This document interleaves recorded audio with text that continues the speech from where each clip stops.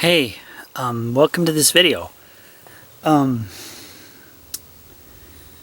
just came up the stairs. I'm in the attic. It's kind of hot in here.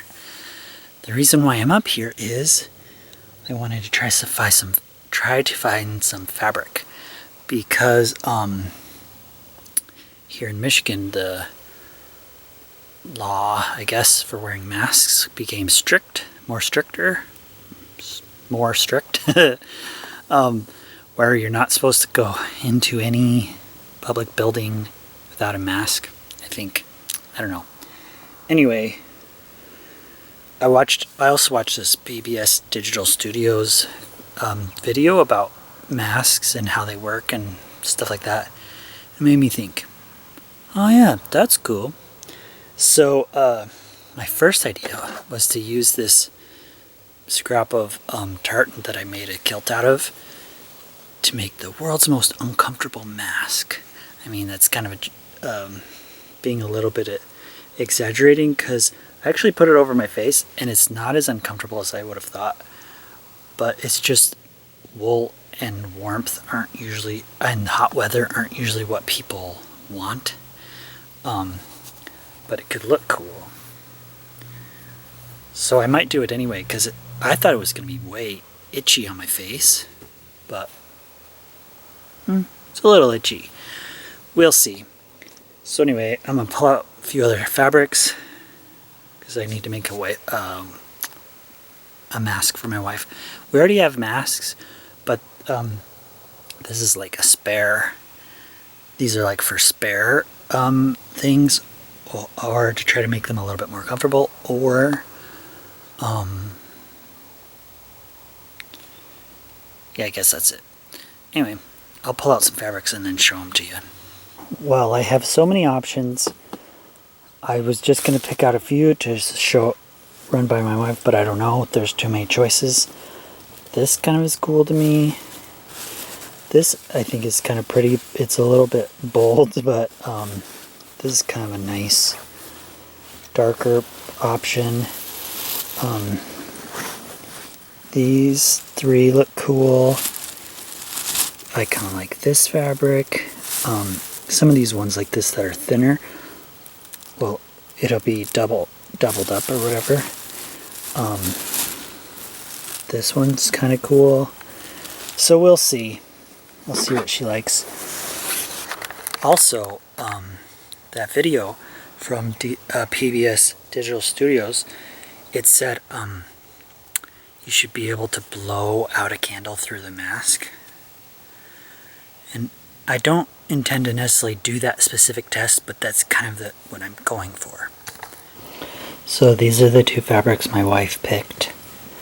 I think this is kind of pretty, that little detail. And I think they go well together.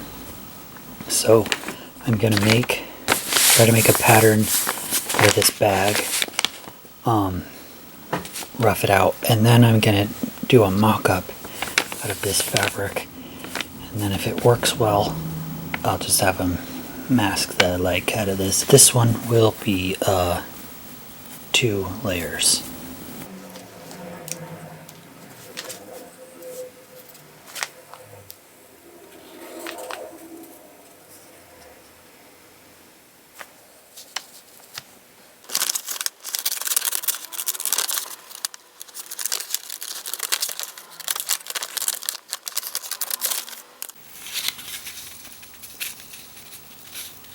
So I've been fiddling back around with the second attempt at the pattern to try to get, the line to run, this seam to run down the middle of my face. But I think what will be faster is just to transfer it to this and then fix it on there. So that's what I'm gonna do. So I folded over this fabric to get the lines of the plaid to line up so that they'll match well on both sides of the mask. And then I'm just going to cut it out with, have it lined up where I have plenty of room for seam allowance and for potential adjustments.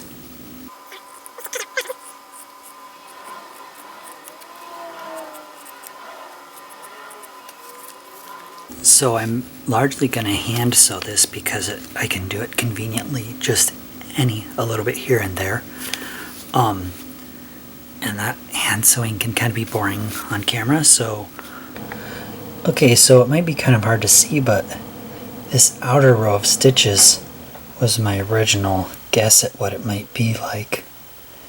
And this inner row fits the face a little bit more closely, so I think I'm going to go with that. And then I've kind of started to roll this seam here. And in the final mask too, I'll bring this, the way this connects to the ear, it's a little low, so I think it should be up a little bit more like that. This is where this one's at. I folded over the edges here and folded over this middle seam and sewed it down. So I just need to attach ear loops. From this, I made this pattern. I hope, I could do a ton of refinement, but I don't really have the time for that. So it's about as good as I can get for now. But anyway, I cut out this. So I don't know which is going to be the inside or outside. I suppose it should be reversible. Anyway, that's where I'm at so far. And this is what this one looks like. This is what I sewed into a thing to be the ear loop. And I just pinned one end, safety pinned it, and then pulled the other end around my ear for measuring.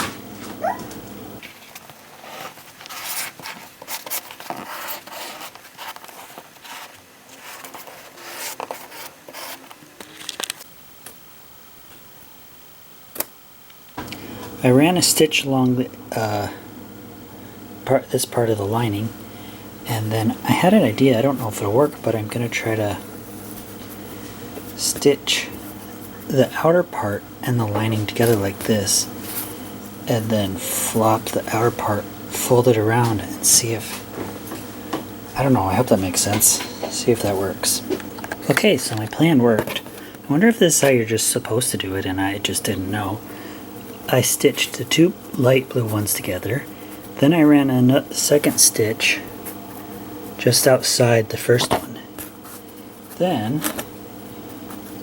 if I separate the dark blue ones out and flip it right side out, it just worked as like an outer part and a lining. Here I have it all pinned.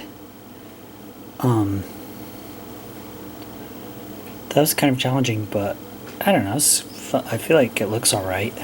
Well, I stitched the lining to the outer fabric all the way around. And then I'm going to be using this elastic, black elastic for the ear loops. It's kind of wide, but I don't have anything thinner, and it kind of naturally wants to fold in half, so hopefully it'll just do that. So I have it pinned so that it'll fit my wife, and I had her try it on, and it fits her face pretty well, which I'm excited about. And I think this fabric actually ends up looking pretty cool.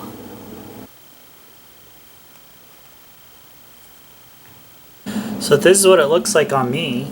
These are a little tight on me because they're measured for my wife, but I think it turned out pretty cool.